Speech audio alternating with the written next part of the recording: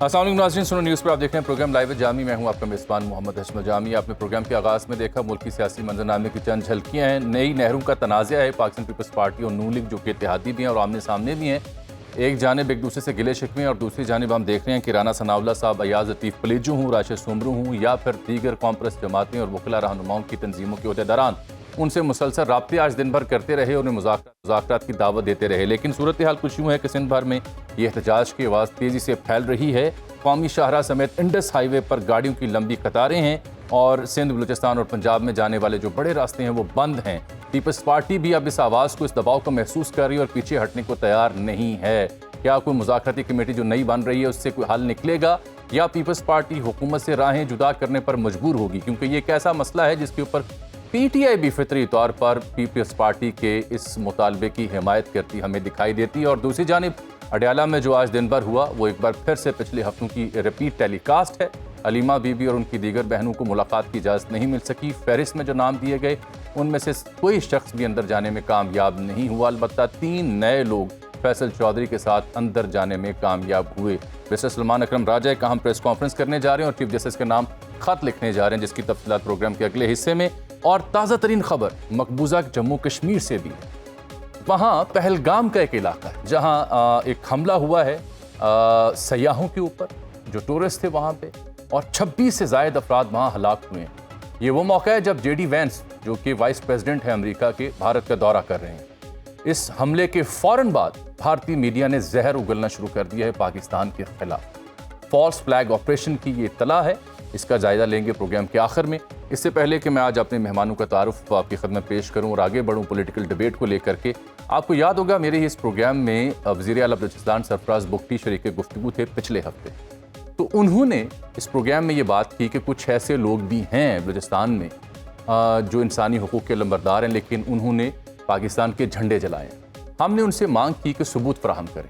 उनकी एक टीम ने एक वीडियो जारी की जिसमें कुछ लोग वाकई ऐसे दिखाई दे रहे हैं जो बेहरुमती कर रहे हैं, लेकिन उनके चेहरों पर नकाब थे।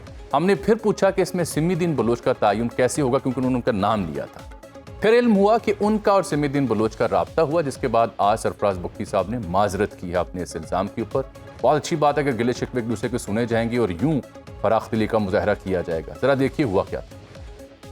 ये कौन सा पुरअमन रैली है जहां गुजरते हैं पाकिस्तान का अजीम परचम देखते हैं, उसको नीचे उतारते हैं, उसको माचिस लगाते हैं। काश आज आप अपनी स्लाइड्स में वो समीदीन की वो तस्वीरें दिखाएं जिसमें वो पाकिस्तान को माचिस लगा रही है। मैं आपको भेज देता हूं व्हाट्सएप पे। उसके बाद पाकिस्तान के झंडे को जलाया जाता है और सो कॉल्ड जो इंडिपेंडेंट बलूचिस्तान है, मेरे मुंह में खाक, उसका झंडा लहराया जाता है। जो मैंने टीवी चैनल पे कहा था और उसमें कुछ फुटेजेस मेरे सामने लाई गई थी जिसमें वो बच्ची जिसने नकाब किया हुआ है, पर्दा किया हुआ है, तो मुझे कहा गया कि ये समीदीन है। और फिर मैंने जब उसका नाम लिया तो मुझे फिर उनकी तरफ से टेलीफोन कॉल आई। अगर उनकी इसमें दिल आज़ारी हुई है तो मैं यकीनन माजरत करता हूँ। जब वो खुद कह रही है कि वो नहीं है तो मैं किस बात पर जिद करूँ। हाँ, ये ज़रूर है कि उनकी कोई साथी थी।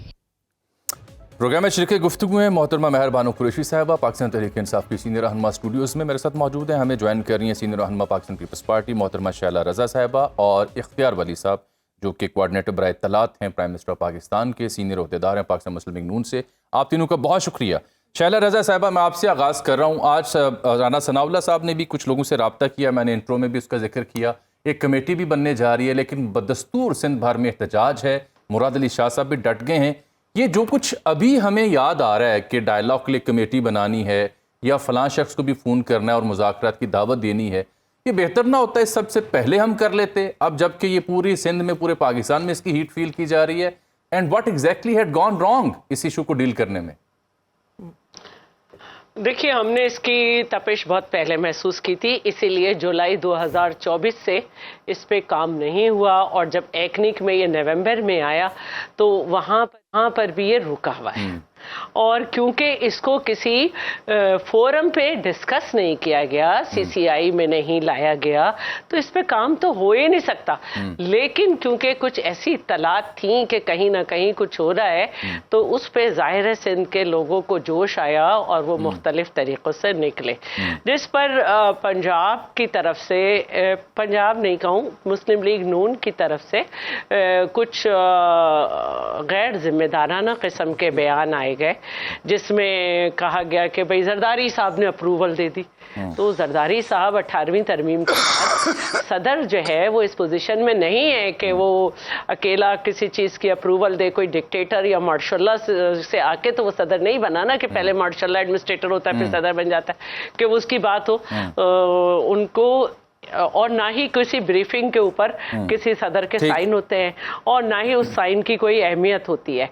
सिर्फ सदर का साइन उस वक्त रिक्वायर्ड होता है जब किसी बिल को एसेंट करना हो। अगर उस पर भी सदर ना करे तो क्योंकि असेंबली सदर का इलेक्टोरल कॉलेज है, तो जो चीज़ कैबिनेट से अप्रूव होकर वजीर आजम के साइन से आती है, प्रेसिडेंट ना भी करे वो फिर भी अप्रूव हो जाती है। तो फिर जब इस तरह के बयानात जरदारी साहब पे लगाए, इल्ज़ामात जरदारी साहब पे लगाए गए, और ये भी कहा गया कि कुछ बड़े लीडर्स ने पहले अप्रूव कर दिया था, तो हम ये पूछने पे मजबूर हो गए कि वो कौन सा फोरम है जहाँ पे आपने बिठाया था। सीसीआई की तौफीक नहीं हुई, तो फिर उसके बाद फिर पंजाब की तरफ से कुछ वहाँ के कुछ मिनिस्टर बोलने लगे। लेकिन ये एक मसला था कि कुछ ये इत्तलात थी कि कहीं ना कहीं काम हो रहा है, तो उस पर एक पूरे सिंध में बहुत दिनों से ये एक मसला था कि ऐसा मंसूबा सोचा भी क्यों जा रहा है। फिर क्योंकि उसका इफ्तिताह हुआ, और गो के इफ्तिताह के बाद जो जमीन के मालिक हैं चोलिस्तान के लोग, वो कोर्ट में गए, पंजाब हाई कोर्ट में, और पंजाब हाई कोर्ट ने कहा कि आप इन्हें पहले मुतमईन करें। ठीक, तो फिर ये एक मसला हुआ कि सिंध में एक तूफान सा आ गया, और पूरा रमजान हो या ईद हो, सब पे सबने प्रोटेस्ट किए, और अभी भी एहतजाज जारी है। वो जॉइंट सेशन कौमी शाहराह पे और इंडस हाईवे पे भी एहतजाज जारी है। था। हाँ, सदर के पास एक जो फोरम था जिसपे सदर बात कर सकते हैं क्योंकि उनकी सेरेमोनियल हैसियत है, वो जॉइंट सेशन था जिसमें उन्होंने भरपूर इजहार किया। और इससे पहले 28 दिसंबर को उन्होंने जलसे में किया था कि कोई लिंक बनाएगा। चलिए मैं आगे चलता हूं ना, कि जरा ये भी जानते हैं कि इसका हल क्या है। अगर नादिर है तो हमारे पास भी कादिर है, उन्होंने ये बात जी ठीक है। अच्छा, इख्तियार वली साहब, क्यों गैर जिम्मेदार बयान दिए आपकी क़यादत ने, जिसका इजहार शैला रजा साहब अभी कर रही हैं, अब जबकि एहतजाज की हीट आप भी फील कर रहे हैं, सिंध भी कर रही है। राना साहब को याद आ रहा है कि प्लेजो साहब से भी रब्ता करना है, सोमरू साहब से भी रब्ता करना है, वकला रहनुमाओं से भी रब्ता करना है, और डार साहब की सरबराही में कमेटी भी बननी है। जी बिस्मिल्लाहिर्रहमानिर्रहीम, बहुत शुक्रिया अजमल। ये जामी साहब क़यादत में से किसी ने तो कोई इस तरह की स्टेटमेंट नहीं दी।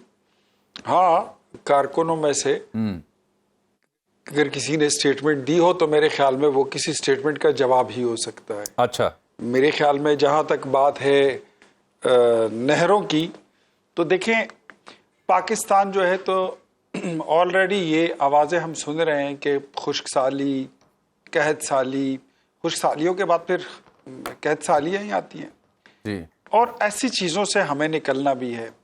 मेरे ख्याल में नहर बने, डैम बने, इसमें कोई कबाहत नहीं है, लेकिन अगर पाकिस्तान पीपल्स पार्टी हो या सिंध की हुकूमत हो, हमारे इत्तेहादी हैं, सिंध के अवाम हो, वो हमारे मुल्क के बासी हैं, हम उनके और वो हमारे, हम एक दूसरे के बहन भाई हैं। हम आपस में सूबाइयत और लिसानियत में तकसीम हुए बगैर हम पाकिस्तानियत की बात करेंगे। और ये 91 का जो वाटर एकॉर्ड है इरसा का, ये हमारी हुकूमत में पास हुआ था। ये मियाँ नवाज शरीफ साहब उस वक़्त वज़ीर आज़म थे। ठीक। और टेलीमीट्री सिस्टम भी आपके पास मौजूद है, काउंसिल ऑफ कॉमन इंटरेस्ट का फोरम भी आपके पास मौजूद है। लेकिन अगर मेरे ख्याल में सियासत के बजाय कोई और हो तो बात तो समझ में आती है। पाकिस्तान पीपल्स पार्टी के जो ऑनरेबल सीसीआई के इजलास नहीं बुलाया गया, और पीपल्स पार्टी भी इसका शिकवा कर रही है। और जहां तक आप बात कर रहे हैं कि जी ये ज़रूरत है इस वक्त, और आप वही बात कंप्लीट करने लगा। पीपल्स पार्टी को आप कह रहे हैं ये हमारे भाई हैं, हमारी बहनें हैं, पीटीआई क्या आपकी सौतेली है? पीटीआई वाले बहनें भाई नहीं है? नहीं, वहाँ पर उनकी हुकूमत नहीं है, वहाँ पर वो स्टेक होल्डर नहीं है। मैं वैसे ही उस कॉन्टेस्ट में ये बात कर रहा था। तो आसिफ अली जरदारी साहब जो हैं, he is the supreme leader of Pakistan Peoples Party, और वो मुल्क के सदर भी हैं। जब भी वो ज़रूरत महसूस करेंगे किसी मसले में तो वो ही कैन कॉन्टैक्ट। और जहाँ तक हमारी रिस्पॉन्सिबिलिटी की बात है, हमारी रेलेवेंस या रेलेवेंसी की बात हो, तो आपने देखा कि सबसे पहले राना सनाउल्लाह ने ये एश्योरेंस दी कि कोई भी पंजाब का एक बूंद कतरा पानी जो है उसको नहीं चुराया जाएगा, नहीं काटा जाएगा। फिर उसके बाद डिप्टी प्राइम मिनिस्टर मोहतरम इसाक डार साहब ने इसकी वजाहत दे दी। एंड अबव ऑल फिर उसके बाद मैं फिर कहता हूं कि हमारे पास, हमारी जमात में नवाज शरीफ से बड़ा कोई लीडर नहीं है। उन्होंने खुद उसमें इंटरवीन किया और उन्होंने अपनी जमात को हुक्म दिया, अपनी हुकूमत को हुक्म दिया कि आप इनके साथ रब्ता करें, और उस बारे में रब्ता भी हो गया, कमेटी भी बन गई, मुलाकात भी हो रही है। तो मेरे ख्याल में इसमें जो लोग तुंदो तेज बयानात देते रहे हैं, वो उनकी मिसाल उसमें वगैरह वगैरह से ज्यादा कुछ नहीं है। मेहरबानी साहब को मैं ऐड कर लूं जरा। ना उन कैनालों पर उन कैनालों पर ना अभी काम शुरू हुआ है, ना उसके मंसूबे का आगाज हुआ है। लेकिन हम अब भी कहते हैं कि डैम भी बनने चाहिए, कैनाल भी बनने चाहिए। बंजर जमीनें खैबर पख्तूनख्वा में हो, सिंध में हो, बलोचिस्तान में हो, पंजाब में हो, कश्मीर में हो, जहां पर भी हो, बंजर जमीनों को आबाद। मेहरबानी साहब, आपने देखा होगा, आपका एक बड़ा इल्जाम रहा है कि फॉर्म 47 की सरकार है। मैं शाला साहब आया तो आपकी खिदमत, जरा मेहर साहब को पहले मौका दे लूं। तो फॉर्म 47 का आपका इल्जाम है, ये तो पीपल्स पार्टी की क़यादत भी अब वो इल्जाम लगा रही है। ये तो फितरी बड़े करीब आते जा रहे हैं एक दूसरे के, चाहे वो मसला नेहरू का हो या बयानात का हो। हम तो पहले दिन से कह रहे हैं, अगर तो हमने पहले दिन भी सब जमातों को ये दावत दी कि अगर तो वो हमारे इस मौक़िफ़ से अग्री करते हैं, उसमें यकीन रखते हैं कि हम सही बात करें, तो आए हमारे साथ जमहूरियत को, इलेक्ट्रल सिस्टम को मजबूत करने के लिए आवाज़ उठाएं। मगर उस वक्त पीपल्स पार्टी ने इस बात को तरजीह दी कि वो ट्रेजरी बेंचेस का हिस्सा बने और वो दूसरी तरफ चले गए। ये मौक़िफ़ अपनाते हुए कि जालसाजी के तहत हुकूमत बनी है, ये मौक़िफ़ अपनाते हुए या इसको ओन करते हुए कि जो गैर शफाफ मुनसिफाना इलेक्शन नहीं हुआ, गैर शफाफ हुआ है। तो देखिए, अगर तो लफ्जी कार्रवाई नहरों पर दूसरी दो जमातों से ख़त्म हो गई हो, तो कुछ बड़े ही अहम सवालात हैं जो मैं इन दोनों के लिए सामने रखना चाहती हूँ। तो एक तरफ इख्तियार वली साहब कहते हैं कि कोई इस तरह का मंसूबा स्टार्ट नहीं हुआ, एक तरफ हमें सुना जाता है कि इफ्तिताह हो गया, दूसरी तरफ हम पंजाब हुकूमत का बजट देखते हैं तो इन कनालों के लिए पैसे जो हैं वो ऑलरेडी मुख्तस कर दिए गए हैं। तो अगर अभी अप्रूवल ही नहीं मिली, सीसीआई की मीटिंग ही नहीं हुई, हर सूबे में हम आहंगी नहीं है सारे सूबों में, तो पैसे आपने क्यों मुख्तस कर दिया? आपके पास और बड़े खर्चे हैं, आप वो इस वक्त कर सकते हैं। उसके बाद दोनों के लिए सवाल आप जी ये नहीं, पीपल्स पार्टी के लिए अलग सवाल है। देखिए, शैला बीबी ने खुद इस वक्त हवाला दिया जुलाई 2024 का कि तब से चीज़ें रुकी हुई हैं। तो 2024 जुलाई में ऐवान सदर में एक मीटिंग भी हुई थी। कुछ लोग कहते हैं कि उसके इन्हीं के बतौर जो चीफ मिनिस्टर हैं सिंध के, वो कहते हैं कि गलत मिनट्स जो है वो सर्कुलेट हुए। मगर उसी तारीख का जरदारी साहब का ट्विटर अकाउंट की टाइमलाइन चेक करें तो उनके ट्वीट्स भी हैं, और उससे तासुर तो यही मिलता है कि एक टैसिट अग्रीमेंट हामी उन्होंने भरी है इस प्रोजेक्ट के लिए। अब इस तासुर को मजबूत क्या करती है बात कि दोनों सदर जरदारी बतौर head of his supreme leader of his party और फैसला साज leader, and Bilawal Bhutto Zardari chairman of Peoples Party, दोनों जीपीआई की जो ग्रीन पाकिस्तान इनिशिएटिव है जिसके तहत ये 6 कनालें बन रही हैं, उसके हामी भी हैं और उसको सपोर्ट भी करते हैं। तो अब अगर वो जीपीआई को सपोर्ट करते हैं तो ये 6 कनालें तो उसी का हिस्सा हैं। तो अब दोनों जमातों के बीच में देखें, इनका जो अल्फाज हैं और जो जैसे कॉल और फेल है उसमें बहुत बड़ा तजाद है। तो असल ये तो अपने सामने खड़ी होगी ना इस मसले पे, कॉल फेल में तजाद बेशक हो, अभी तो तनाज़ है जिसको हल करने के लिए मुज़ाकरात किए जा रहे हैं, कमेटियां बनाई जा रही हैं, राब्ते किए जा रहे हैं। पूरे सिंध में एहतजाज हो रहा है। पूरे सिंध में क्योंकि एहतजाज हो रहा है तो पीपल्स पार्टी को जबरदस्ती एक ये मौक़िफ़ अपनाना पड़ा है। मेरे ख्याल में अंदर अंदर से वो आज भी चाहते हैं कि किसी तरह मामला तय हो। शैला रज़ा साहबा, 2 से 3 सवाल मेहरबानो कृषि साहबा के आपके लिए और एक इख्तियार वली साहब के लिए, 1 बाय 1 चलते हैं। आप मेहरबानो साहब एक गुफ्तगू, वो कहते हैं जी अंदर अंदर से आप भी चाहते हैं, एहतजाज की वजह से शायद आप मजबूर हुए हैं, फिर वो प्रेसिडेंट के उन ट्वीट्स का और मीटिंग मिनट्स का जिक्र कर रहे हैं। जी पहले तो मैं इख्तियार वली साहब की बात का जवाब दूंगी। दीजिए। कि उन्होंने कहा नहरें भी बननी चाहिए। नहरें जब बनती हैं जब आपके डैम में जो है ना वो पानी हो। ठीक, करेक्ट। और इस वक्त आप जाके कोई भी डैम देख लें, तरबेला, मंगला, पानी का लेवल जो है वो नीचे सेटिस्फैक्टरी नहीं है। नहीं ये जो बारिश हुई है उससे ज़रा कुछ बेहतर हुआ है। अच्छा, दूसरी बात जो है मैं ये कहना चाहूँगी कि ये अब छोटी सी तस्वीर में दिखा दूं। ये 5 नहरें, इसमें ऑलरेडी इनका एक फेज कंप्लीट हुआ है और सेकंड फेज जो है उस पर चल रही है बात, और काफी सारा ये है। तो पहले इसको समझ लें कि ये बात क्या हो रही है। अगर कोई ऐवान सदर में ब्रीफिंग दी जाती है तो क्योंकि मैं बार बार आइन की बात कर रही हूँ, उस ब्रीफिंग की कोई अहमियत नहीं है, चाहे उस पे सदर की रजामंदी हो, सदर की रजामंदी नहीं हो, ना उस पे कोई सिग्नेचर होते हैं। क्योंकि जब भी मैं कोई भी चीज अब आप खामोश हो जाए, मैं अपनी बात कर लूं। मुझे कोई चीज पसंद आ जाए तो उस पर अमल आइन के दायरे में और जो आइन का तरीक़ाकार है उसमें होगा। थर जो है जिसमें सारे लोग आकर अपना सारा जादू जगाते हैं हर इलेक्शन में हर तरीके का, वो आपको वोट क्यों नहीं देता? इसलिए नहीं देता कि थर भी रेगिस्तान था। हमने वहां पे आरओ प्लांट्स लगाए, हमने वहां पे घोरानो डैम बनाया, हमने वहां पे पावर प्रोजेक्ट पे काम किया, हमने वहां टेक्निकल तरीका किया, ड्रिप इरिगेशन से हमने चारा उगाया, अब हम अपनी खाद बना रहे हैं। तो अगर आप भी, जैसे कि चेयरमैन ने हैदराबाद की स्पीच में कहा कि आप टेक्निकल तरीके से करें, तो ब्रीफिंग मिलना, ब्रीफिंग है अच्छी है, पाकिस्तान चांद पे जाना चाहता है, ये ब्रीफिंग है। कह रही है ब्रीफिंग का मतलब ये नहीं कि उन्हें कॉन्सेंट दी हुई है। नहीं, ये वाज़ेह कर दूं, शैला साहबा ने ये नुक्ता उठाया। ब्रीफिंग और उनकी कॉन्सेंट अगर मिल भी जाए, अगर इनकी कॉन्सेंट मिल भी जाए, ये मैं इनको दोबारा बता दूं, 18वीं तरमीम हमने की है। अगर सदर की कंसेंट मिल भी जाती है तो सदर की कंसेंट की उस वक्त अहमियत बहुत होती है जब कोई बिल गया हो। अगर उस पे भी सदर की कंसेंट ना मिले तो बिल ऑटोमेटिकली फ्यू डेज के बाद एसेंट हो जाता है। बिल्कुल ठीक है, मैं इख्तियार साहब के पास जाना है, लेकिन आप सदारती निजाम के हामी थे, आप मुख्तसर जवाब दे सकती हैं। जी, मैं सिर्फ एक जुमला ही कहना चाहती हूँ। शैला बीबी ने आइन का हवाला दिया और 18वीं तरमीम का। जी, ये वही आइन है जिस रद्दी की टोकरी में इन्होंने फेंका है पिछले 1 साल में, वो हम सब देख चुके हैं। तो आइन का हवाला ना दें तो बेहतर है, क्योंकि अवाम के साथ एक मजाक सा लगता है जब ये आइन की बात करते हैं। उसके बाद 18वीं तरमीम की बात करते हैं। हमने देखा 26वीं तरमीम से किस तरह पाकिस्तान का जो आइनी ढांचा है उसे रोन दिया गया है। तो आइन और कवानीन की बात तब अच्छी लगती है जब आपके मुल्क में नाफिज होते आपको वो नजर आते हैं। हमें भी मालूम है कि किस तरह फैसले हो रहे हैं। 26वीं आइनी तरमीम में 4 तरमीम इनकी हैं, जब तो मौलाना के पांव चाट रहे कि वो हाथ नहीं आ रहे। 4 तरमीमें करके शैला बीबी गुफ्तगू का ना लहजा, ना अल्फाज, ना वॉल्यूम। मौलाना तो अब शायद इनकारी हो गए शैला साहबा। मतलब अगर आप इस तरह से आप आएंगे, हाँ, इस तरह से आप आएंगे तो फिर यही बात होगी ना कि मौलाना के यहाँ सुबह भी सलामी, शाम भी सलामी, और ये कहना कि 26वीं आईनी तरमीम में हम थे ही नहीं, और मौलाना कहें कि भाई ये तो आखिरी दिन मुकने, वरना तो रेडी थे, और जब आखिरी दिन आके कहा यही है तो मैंने कहा ठीक है मत दे।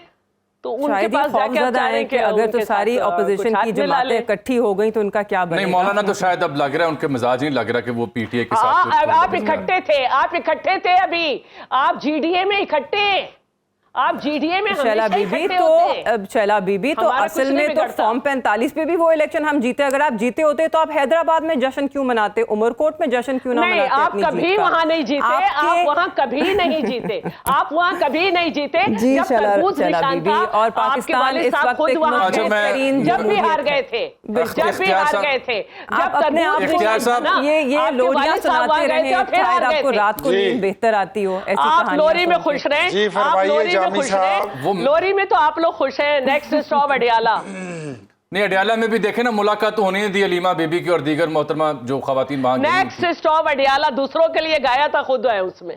अच्छा, कह रहे नेक्स्ट स्टॉप अडियाला आपने दूसरों के लिए गाया था, अब आप खुद उससे भुगत रही हैं। बहरहाल इख्तियार वली साहब जी निकल भी आएंगे। इख्तियार साहब, आपका वक्त रह गया था, देखेंगे। मैंने आप दोनों खवातीन का जो सवाल है वो आप तक भी पहुंचाना है। अगर आप मुझे इजाजत दें, छोटी सी एक ब्रेक ले लूं, फिर आपकी खत्म में आता हूं।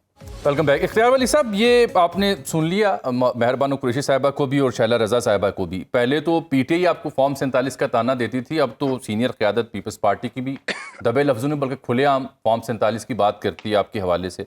और दूसरा, आज जो मैं बार बार सवाल उठा रहा हूँ कि आज राना साहब ने जब अयाज लतीफ़ पलेजू, राशिद सुमरू और दीगर से रब्ता किया, मुज़ाकरात की बात की, तो जवाब क्या मिला है? क्योंकि इंडस हाईवे बंद है, कौमी शाहराह बंद है, गाड़ियाँ फंसी हुई हैं, को अवाम की सहूलत के लिए हल भी निकाला जा रहा है या नहीं? और जवाब क्या था इनका मुज़ाकरात के ऊपर? सर देखें, सबसे पहले तो बात यह है ना कि एक तो आपके मुल्क में, हमारे मुल्क में हमारा पाकिस्तान कुछ ऐसा पाकिस्तान बन गया ना, ये इसीलिए इसको सॉफ्ट स्टेट कहते हैं कि चले आप हार्ड कर लीजिए। कहीं भी आप कोई मुल्की मफाद के, आप इसको मुल्क के फ़ायदे में कोई प्रोजेक्ट लाएं जी, तो वो पॉलिटिसाइज हो जाते हैं, और पॉलिटिसाइज होके वो बर्बाद हो जाते हैं। क्या इरादा क्या है?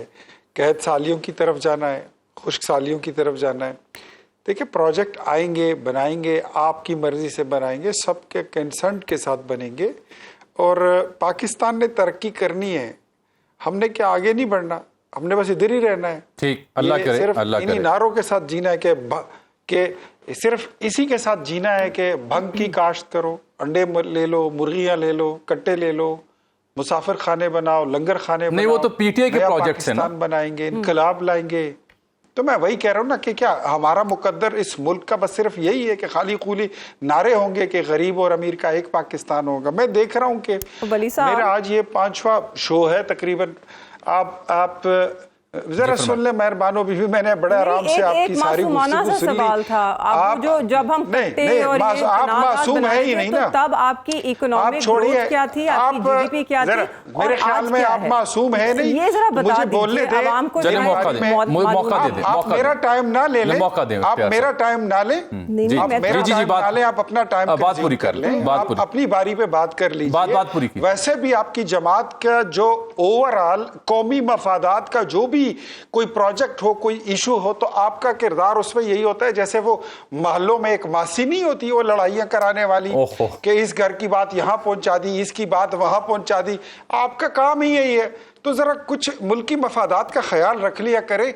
ये पाकिस्तान है, चाहे वो पंजाब हो, चाहे वो सिंध हो, चाहे खैबर पख्तूनख्वा हो, चाहे बलूचिस्तान हो, चाहे वो कश्मीर हो, ये सारे सूबे मिलकर एक गुलदस्ता बनाते हैं और उसका नाम पाकिस्तान होता है। अगर मैं ये कहूं कि आपकी अपनी हुकूमत, आज आपको इतनी अच्छी बातें याद आ गई हैं, आप एक अच्छे खानदान से ताल्लुक रखती हैं, आप यहां पर बैठ के इस वक्त एक पार्टी को रिप्रेजेंट कर रही हैं, 4.25 साल जो इस मुल्क पे हुकूमत करके गई है, 12 साल से खैबर पख्तूनख्वा में आपकी हुकूमत है, और आपके लीडर जो इस वक्त अडियाला में पड़े हुए हैं, वो कहते हैं, उन्होंने ये स्टेटमेंट रिकॉर्ड पर जलसे में दी थी कि हमने खैबर पख्तूनख्वा में 350 डैम बनाए हैं।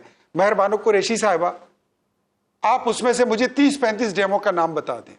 चले दफा करें 30-35 डेमो को, आप उसमें से 5 डेमो का नाम, वो आपने हुकूमत ने उनकी पूरी होने दी ना, उनकी मुद्दत नहीं पूरी होने दी आपने उनकी, पहले आपने ले आए। अजमल जामी साहब, अजमल जामी साहब, मेरे ख्याल में उनको बोल लेने दें और उनको बात कर लेने दें, वो अपनी जमात की अच्छी तर्जुमान है, आप उनका साथ ना दें तो बेहतर होगा। लेने देना, वो आपसे अच्छी तर्जुमानी कर सकती है।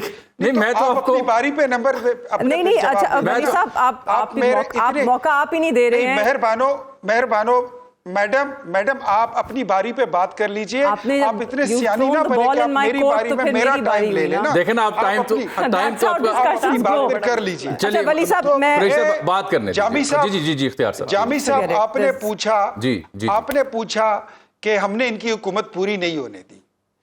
सबसे पहले बात तो यह है कि मैं बात कर रहा हूं उस सूबे की जिसमें इनके लीडर ने कहा था कि हम 350 डैम बना चुके। बिल्कुल, हमने उस पर कई बार सवाल उठाया, हमने खुद कई दफा सवाल उठाया। एक, और नंबर 2, आप अगर कहते हैं कि हमने इनकी हुकूमत पूरी नहीं करने दी, तो मुझे बताइए कि 4.25 साल में लंगर खाने के अलावा, अंडे और मुर्गी के अलावा, मुसाफिर खाने के अलावा, और पता नहीं कौन कौन से खाने बनाने वो जा रहे थे, उन खानों के अलावा आपकी और उनकी जो बहस है वो तो अपनी जगह रहेगी, लेकिन मेरा बुनियादी सवाल वही है कि आज जो आपने कॉम्प्रेस जमातों से, वकला से, उन लोगों से जो एहतजाज किए, उनसे राब्ता कर रखा है, क्या वो मुज़ाकरात के लिए पीएम से मिलने के लिए तैयार हुए? ये सड़कें कब खुलेंगी? ये वो सवाल है जो लोग पूछ रहे हैं। आपका और इनका फटा तो चलता रहेगा सर, डेली चलता है। लोगों के साथ लोगों के रास्ता खुलना जो है वो भी खुल जाएगा और मसले भी हल हो जाएंगे। पीएम जो है उनको मुलाकात के लिए भी बुला रहे हैं और उनके नुमाइंदों ने उनको अप्रोच भी कर लिया है। हम कभी अपनी जिम्मेदारियों से गाफिल नहीं रहते। ये इमरान खान की वजारत उज़्मा नहीं है। जब कोयटा में 25-25 लाशें वो नहीं लोगों ने हजारा कौम की सड़क पर नहीं रख गए दी थे इमरान खान थी साहब, और ये 2 हफ्ते बाद ये कहते हैं मुझे ब्लैकमेल करके बुलाओगे, मैं नहीं आऊंगा। बिल्कुल ठीक। बनू जानी खेल में लोग मर गए थे, ये कहते हैं ये मुझे ब्लैकमेल करते हैं, मैं नहीं जाऊंगा। ये शहबाज प्लीज मैं देता हूं आपको माइक कि जाफर एक्सप्रेस का वाकया हुआ और वो बहुत मुख्तसर मेरा सवाल, जिन्होंने डॉक्टर ठीक है सर जी, ये देखिए बात की, ये आपका और फिरौनियत में दबे हुए लोग हैं। आपका और इनका इख्तलाफ तो चलता रहेगा। मेरा मसला जो सवाल मैंने उठाया था वो मैं शैला बीबी से पूछ लेता हूँ, बड़ा मुख्तसर सा वक्त बाकी रह गया। शैला बीबी, इंडस हाईवे बंद है, इनके राब्ते भी हो रहे हैं राशिद सुमरू साहब से लेके पलेजो साहब, और आप तक भी राना सनाज शर्जील मेमन साहब मुज़ाकराती कमेटी बन गई। ये रास्ते कब खुलेंगे और क्या ये लोग मिल बैठने को तैयार हैं या नहीं? ये लोग पूछ रहे हैं वहां पे जो मुतासिर हो रहे हैं, जो गाड़ियों में फंसे हुए हैं। मैं सिर्फ एक बात कहना चाहती हूँ जी, ये रास्ते जब ही खुलेंगे जब हमें ये श्योरिटी दी जाए कि ये नहरें नहीं निकलेंगी, ये नहीं होगा, ये मंसूबा नहीं बनेगा, जैसे कालाबाग डैम पे हमने कहा था, और उसी से हम 1 इंच पीछे नहीं हटेंगे। और एक बात और, ऐसा नहीं है कि 2018 की जो पवित्र हुकूमत आई थी, जो थर्ड ऑप्शन था ज़हीरुल इस्लाम के मुताबिक, हमने उस वक्त भी कहा था कदम बढ़ाइए, हम आपके साथ हैं, और हमने उस वक्त भी इनको चार्टर ऑफ इकोनॉमी की दावत दी थी। और इस वाले इलेक्शन के बाद हमने कहा था आइए आपकी सीटें ज्यादा है, आप हुकूमत बनाइए। जी ठीक, बिल्कुल ठीक, ये बड़ी अहम स्टेटमेंट आपने दी।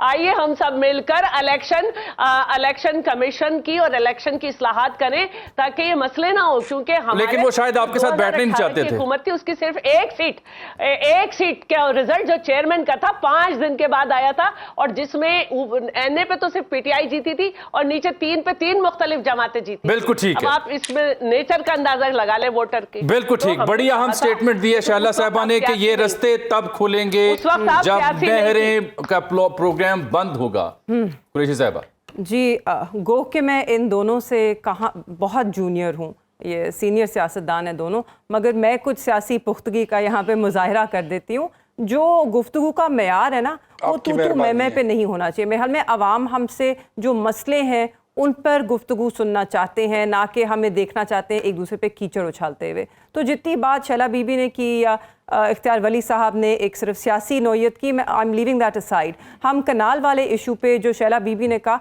मैं बिल्कुल उनके मौक़िफ़ की तायद करती हूँ। वो सड़कें नहीं खुलनी चाहिए हैं जब तक कनाल ये गुफ्तगू का फायदा ये हुआ कि आज पीटीआई और पीपल्स पार्टी एक पेज पे कि सड़कें नहीं खुलनी चाहिए जब तक नहरों का मंसूबा बंद नहीं होता। क्योंकि इससे ना सिर्फ सिंध का किसान, Shaila Bibi allow me to complete please, ना मैं आप ही के मौक़िफ़ की तायद कर रही हूँ, ना सिर्फ इससे सिंध का किसान जो है उसको बहुत बहुत शुक्रिया इख्तियार वली साहब, शैला रज़ा साहबा और मोहतरमा मेहर बानो कुरैशी साहबा। इंडिया वावेला कर रहा है। पहलगाम में जो सियाहों पर हमला हुआ है, बड़ी ये खौफनाक सूरत हाल है, इस पर बड़ी अहम डिटेल्स मेरे पास मौजूद हैं एक ब्रेक के बाद। Welcome back. पहलगाम मकबूजा जम्मू कश्मीर का इलाका, इंडिया का जहाँ कब्जा, यहाँ सयाह आए हुए थे, इन पर हमला होने की इत्तला है। भारतीय मीडिया जहर उगल रहा है मुसलसल, भारतीय प्रोपेगेंडा अकाउंट्स पाकिस्तान के खिलाफ जहर उगल रहे हैं, और ये उस मौके पर जबकि vice president America JD Vance अपने अहले खाना और बच्चों के साथ दौरे पर हैं भारत के, और जब मोदी साहब सऊदी अरब के दौरे पर हैं। इस बीच ये जो हमला हुआ उसको पाकिस्तान के ऊपर इल्ज़ाम आयद करने हैं भारतीय मीडिया और भारतीय अकाउंट्स। डॉक्टर कमर चीमा साहब सिक्योरिटी एक्सपर्ट हमारे साथ मौजूद हैं। डॉक्टर साहब, पाकिस्तान के दौरे पर भी हमने बात करनी थी, जो इसहाक डार साहब गए, जो असलहा अमरीकी दहशतगर्दों के हत्थे चढ़ा है, लेकिन सबसे पहले ये मौजू अब इंटरनेशनल मीडिया के ऊपर हाईलाइट हो रहा है just because of Indian media. Pahalgam पे हमला होता है, जिम्मेदारी पाकिस्तान पर या पाकिस्तान के ऊपर इल्ज़ाम और फॉल्स फ्लैग के नाम पर जहर उगला जा रहा है इंडियन मीडिया की जानिब से। Why now? देखिए जामी साहब, पहली बात तो ये है कि आपको पता है कि नरेंद्र मोदी की सरकार ने इंडिया के अंदर एक मोमेंटम सेट कर दिया है कि जो भी इंडिया के अंदर होगा, पिछले ये 11 साल का पैटर्न है। ये आप समझ ले 2014 से जब से नरेंद्र मोदी पावर में है, 11 साल 12 साल का पैटर्न ये, जो भी इंडिया के अंदर होता है आपको पता है, देखे ना, इंडिया के अंदर सिर्फ कश्मीर तो नहीं है, पूरे का पूरा रेड कॉरिडोर भी है, जहां पे वो कह रहे हैं कि हम वहां पे इंसर्जेंसीज खत्म कर देंगे। जो भी वहां पे होगा इल्जाम पाकिस्तान पे आएगा, पहली बात। तो जैसे ये वाकया वहां पे हुआ, उन्होंने कहना शुरू कर दिया जी ये पाकिस्तान है, पाकिस्तान के अदारे हैं, पाकिस्तान के ग्रुप हैं। पहली बात तो ये। दूसरी बात ये है कि आप देखिए पाकिस्तान कितने टाइट स्पॉट में ऑलरेडी बैठा हुआ है। देखिए आपको पता है जामी साहब, पाकिस्तान के मिसाइल प्रोग्राम के हवाले से सैंक्शन जो है वो लगी हुई हैं, आपको पता है इस चीज का। फिर अमेरिका के अंदर पाकिस्तान के बारे में जो कांग्रेस है वो एक बड़ी टफ लाइन ले रही है, उन्होंने बिल्स डिफरेंट जो है वो मिलिट्री के हवाले से लेके आए हुए हैं। फिर आप देखें कि अमेरिकी कांग्रेसमैन हाल ही में यहां से होके गए हैं। फिर आप देखें कि वहां इंडिया के अंदर जेडी वैंस जो वाइस प्रेसिडेंट हैं और जिनकी वाइफ जो है हिंदू हैं, उषा वैंस वहां आई हैं, और अगले दिन ही आप देखें कि ये वाकया हो जाता है। नरेंद्र मोदी सऊदी अरब बैठे हुए हैं। तो आप समझते हैं कि जिस टेंशन में पाकिस्तान मौजूद है, पाकिस्तान की एक बड़ी क्लियर पोजीशन है कि हम diplomatic, political and morally Kashmir के इशू को सपोर्ट करते हैं। ये जो तरीकाकार है, डिस्पाइट द फैक्ट कि इंडिया ने पाकिस्तान में टारगेट किलिंग्स करवाई हैं, बंदे चुन चुन के मरवाए हैं, उन्होंने डेथ स्क्वाड्स हायर किए हुए हैं। पाकिस्तान आप देखें एक साइड कुलभूषण यादव यहां से पकड़ा जाता है। जी, कुलभूषण यादव पकड़, एक तरफ हम खैबर पख्तूनख्वा में बिजी हैं, हमारी लॉ एनफोर्समेंट एजेंसीज, दूसरी तरफ बलोचिस्तान। डॉक्टर साहब, ये जो आपने नरेंद्र मोदी के इस खास प्रेसिडेंट का हवाला दिया, जो उनका स्टाइल है नजर भी आता है, उसमें कहीं एक वजह ये भी तो नहीं है कि जो वक्फ बिल वहां पे आया है, वहां पे पूरे भारत के मुसलमान इकट्ठे हो रहे हैं और एहतजाज कर रहे हैं बत्ती गुल के जरिए, और सरापा एहतजाज हैं, सुप्रीम कोर्ट जाना चाह रहे हैं, तो जिस जबरदस्ती से जोर से उन्होंने मुसलमानों की वक्फ इमलाक को भी हड़प करने का मंसूबा बनाया, अब इस हमले में भी रंग रॉ एसोसिएटेड कुछ जो अकाउंट्स हैं सोशल मीडिया पे वो यही दे रहे हैं कि एज इफ ये मुस्लिम डोमिनेट और मुसलमानों को पाकिस्तानियों के साथ जोड़कर कनेक्ट कर रहे हैं। लग रहा है कि खास जो माइनॉरिटी है उसको टारगेट किया जा रहा है इन दिनों पाकिस्तान। देखिए आपको पता है, कोई मौका ऐसा जाया नहीं किया जाता जिसमें पाकिस्तान को जो है या मुसलमानों को immediately Islamic terrorism, Islamic militancy, Pakistan, ये क्विक वर्ड्स हैं उनके लिए, इंडियन मीडिया के लिए, और वो ये करते रहते हैं। अब इंडिया बेसिकली अपने आप को पोर्ट्रे करना चाहता है कि जी हम तो यहाँ पे बड़े जो है वो मजलूम है। एक तरफ चाइना है, वो बहुत बड़ी इकोनॉमी है, बहुत बड़ी मिलिट्री है, एक तरफ हमें इस तरह के मसले हैं।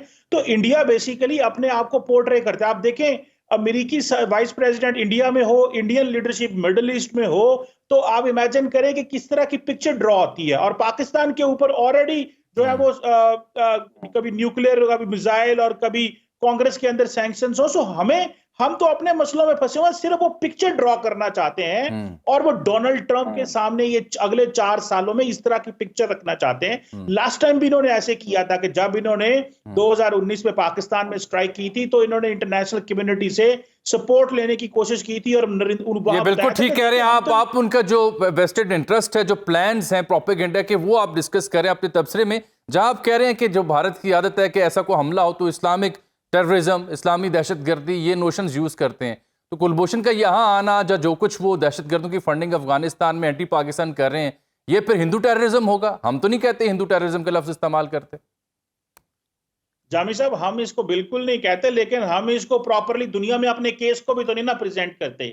जिस तरह सिक्योरिटी फोर्सेस हमारी कुर्बानियां दे रही हैं और लड़ रही हैं, क्या पॉलिटिकली एंड डिप्लोमेटिकली, मुझे ये बताएं कि पाकिस्तान में रोजाना यहाँ पे 9/11 होते हैं, कभी बलोचिस्तान, कभी केपी। हमारी पॉलिटिकल लीडरशिप कितने को लेवल पे उसको दुनिया में लेके जाती है। वहां एक वाकया 2008 में हुआ, उसको वो 18 साल हो गए हैं उस वाकये के पीछे लगे हुए हैं वो। तो सवाल ये है कि देखिए बहुत सारी चीजें हैं, हम अपने केस को फ्रेम ही नहीं कर सकते, हम अपने मसले को दुनिया के सामने पेश ही नहीं कर पा रहे। बिल्कुल ठीक, ये अलमिया है। बहुत शुक्रिया डॉक्टर साहब आपके कीमती वक्त का। मकबूजा कश्मीर में जो सयाहों पर हमला हुआ है, ये ताज़ा वाक़या है जिसके ऊपर आपको ताज़ा अपडेट्स और ताज़ा तबसरा तज्जिया आपकी खिदमत पेश किया है। बस ये नज़र रखिएगा कि सोशल मीडिया पर जो रॉ स्पोर्टेड अकाउंट्स हैं वो कैसे जहर उगलेंगे, कैसे प्रोपेगेंडा करेंगे, उससे बचना है और उसका जवाब देना है। इजाज़त दीजिए, अल्लाह।